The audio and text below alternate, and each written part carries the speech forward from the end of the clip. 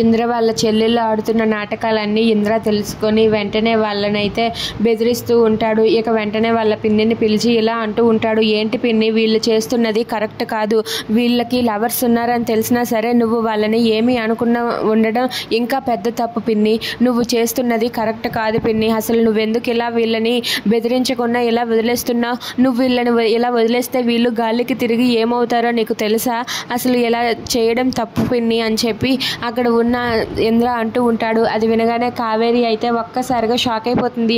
అయినా అన్నయ్య నీతో మాకు మాటలేంటి, నీతో మేము ఉండము, నువ్వు ఆస్తిలో వాటా మాకు రావాల్సింది రాసి ఇచ్చేస్తే మేము ఎక్కడికైనా దూరంగా వెళ్ళిపోతాము, నీకు నాకు ఎలాంటి సంబంధం లేదు అంటూ ఉంటుంది. అది వినగానే అక్కడ ఉన్న ఇంద్ర ఇలా అంటూ ఉంటాడు, ఆస్తిలో వాటా మీకు ఉంది కాదనను, కానీ మీరు ఎప్పుడు పద్ధతిగా ఉంటారో అప్పుడు మాత్రమే మీకు నేను ఇస్తాను, లేదంటే అంతవరకు ఈ ఆస్తిలో చిల్లి గవ్వ కూడా మీకు ఇవ్వను, మీరు పద్ధతిగా ప్రేమించిన వాడిని కాకుండా మేము చూసిన వాడిని పెళ్లి చేసుకొని వాడితో సంసారం చక్కగా చేస్తేనే నీ ఆస్తిలో నీకు వాటా ఇస్తాను, లేదంటే వాటా కాదు కదా చిల్లి గవ్వ కూడా నీకు రాదు, అర్థమవుతుంది కదా అంటూ ఇంద్ర అంటాడు. అది విని వాళ్ళందరూ షాక్ అవుతారు.